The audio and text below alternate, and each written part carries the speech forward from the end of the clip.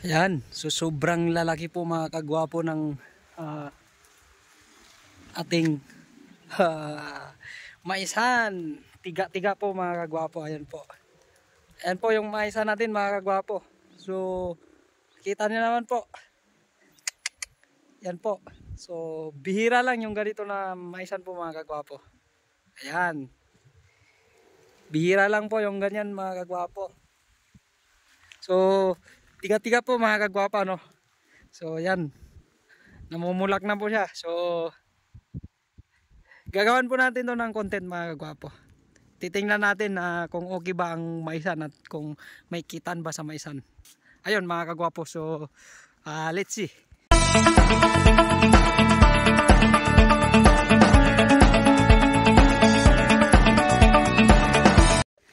Hello mga kagwapo. So, andito po tayo sa maisan mga kagwapo. So, ayan. Yan, so nakakatuwa po mga kagwapo yung maisan natin, ano. Sobrang lalaki po mga kagwapo. Ano po yan, no? So ako po ay ang height ko po is 5'5". Tapos yan, halos doble. Halos 10 feet po yung taas ng, yung haba ng maisan. So sobrang haba po, ano. Yan. So yung bunga po, doble-doble po, ano. Yan. Yan po. Yan po, yan po. Yan mga kagwapo. So nakakatuwa talaga tingnan. Parang ano siya mga kagwapo. Pag nandito ka sa gitna, hindi ka talaga makita dito. Pwede ka magtago. Yan mga kagwapo. So masasabi ko po sa inyo mga kagwapo, yung methods ng ating pagmamais talagang maganda. Ano? Hindi sa pinagmamayabang natin mga kagwapo, pero nagsishare lang tayo. Pagkat tayo ay, sabi ko nga, content creator ng farmer, gusto din natin makatulong sa kapwa nating farmer dahil alam natin buong puso kung gaano kahirap mag-farm. So mahirap po. So ito po, tingnan nyo po. Tigdadalawa na po yung bunga, no? Yan, may sa baba, may sa taas. So bira lang po yung ganito kahaba na maisan po. Ano? So, yan po. Yan. Yan. Yan mga kagwapo. So napakaganda po talaga ng pagmamais, ano? Dahil update po tayo sa price natin ngayon, mahigit 20 na din po yung price ng pagmamais ngayon. So alam natin ang pagmamais ay hindi biro, sapagkat ito ay talagang mabigat sa bulsa. At nasabi ko na nga doon sa pagkakalabasa. Sabi ko na nga doon sa pagkakalabasa na nabanggit ko doon na napaka-expensive ng pagmamais compare sa pagkakalabasa. Pero kung ganito naman yung maisan mo, tapos ganun yung presyo ngayon, mahigit 20. Hindi ko masabi na hindi maganda yung pagmamais ngayon. Dahil sa ganda ng resulta at saka sa mahal ng presyo ngayon, ano. Kasi dati po I think nasa 18 pesos lang, and 14, 11 dahil po yun, pumalo ngayon sa mahigit 20 na yung kilo ng maisan, per kilo ng mais. Yan. So may re-recommend ako po na maganda yung pagmamais. Promise. Basta marunong ka lang. So let's see. Tingnan po natin yung ano. Akyat po tayo dun sa itaas para makita natin yung kalawakan po, yung ano, yung ganda mismo, yung buong area ng maisan. So akyat po tayo mga kagwapo. Ayan po mga kagwapo. So umakyat po tayo. Then makikita po natin mga kagwapo yung area ng buong maisan.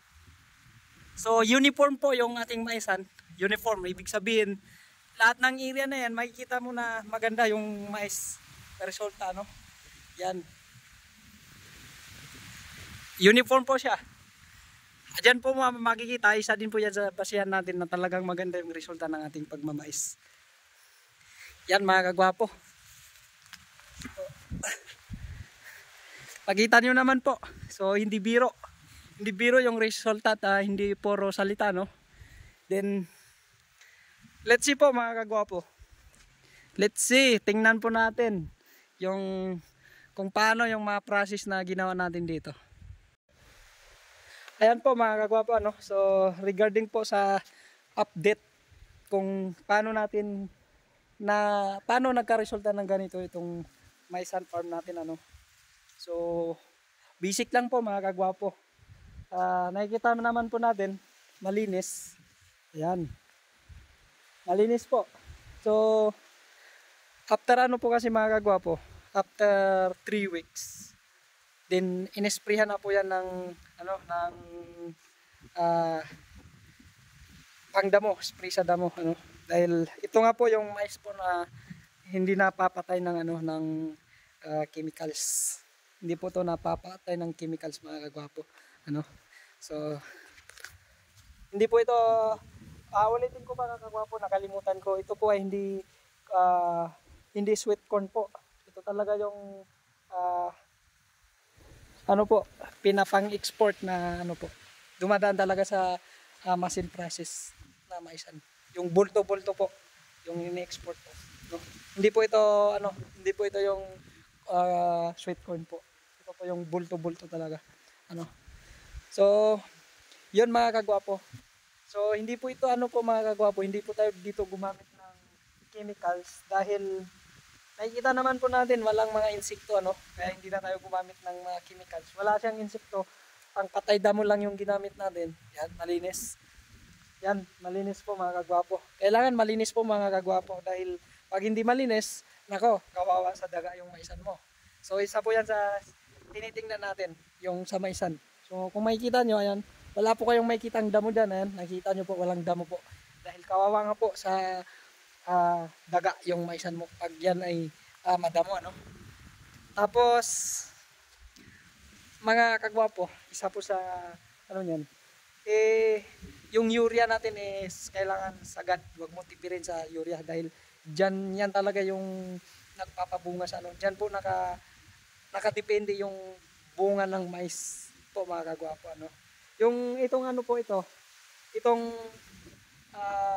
mais po natin, maisan po natin. Ang seeds po natin diyan nasa 6 na kilo lang po, ano. Kaso maliliit yung liso po niyan, ano. Ito ay mahigit kalahating hektarya po, that almost 1 hectare. Itong maisan po natin, itong farm na nakikita nyo. Almost 1 hectare po yan mga kagwapo. So gumamit po tayo dyan ng isang pack po na similya. Binili po natin na 25 kilos. Hindi na po ako mag-mention kung anong brand yun na ng corn dahil marami naman pong brand at depende lang po yan sa pag-aalaga, no? So hindi pa po yun yung high class yung ginamit natin dahil mas mahal po doon. Nasa 2.5 lang po yung per pack na ginamit natin dito na simila po, na seeds po. Then yung abono po niyan 14 mga kagwapo, apat na bag lang po, 4 na sako lang po. So, yung urea po, ganun din, 4 na sako po. So, gumamit po tayo ng 8 sako po. Tapos, mahigit isang pack na mga kagwapo. Isang pack na seeds po. Then, 2 galon lang po na chemicals pang patay damo yung ginamit natin. So, yun po yung naging expense natin dyan mga kagwapo.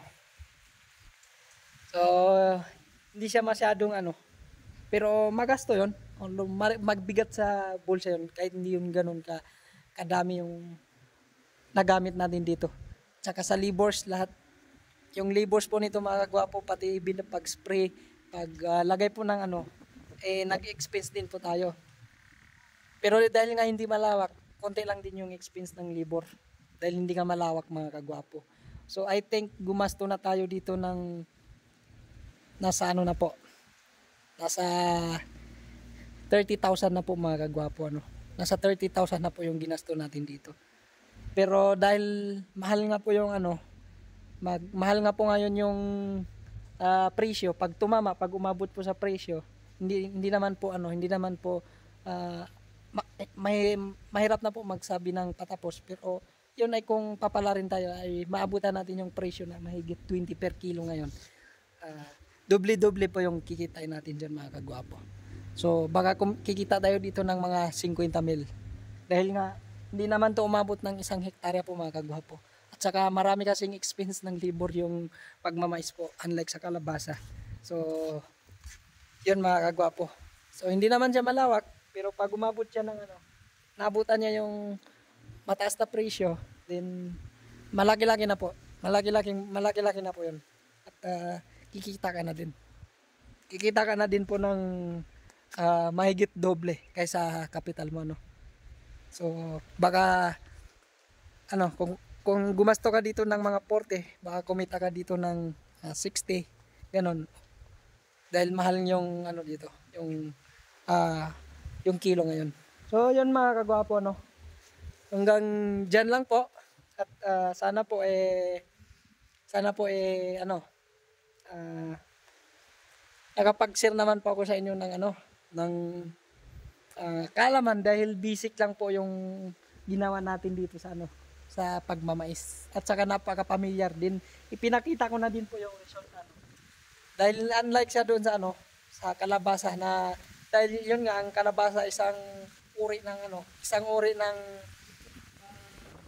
gulay, medyo crucial yung mga chemicals natin, saka yung pag-aalaga. Pero dito basic lang po, abono lang po, fertilizer. Ang kailang ginamit namin dito, abono lang po na 14-14, urea po, yun lang. Tsaka sa chemicals po, ang ginamit lang namin ng chemicals yung pampatay damo. So regarding sa mga insekto, dahil wala naman siyang insekto, hindi na tayo gumamit ng chemicals na pang insekto po, ano. So yun mga kagwapo, maraming salamat po, at malaking bagay na po ito na nakapag-share tayo. So maraming salamat po sa inyo mga kagwapo.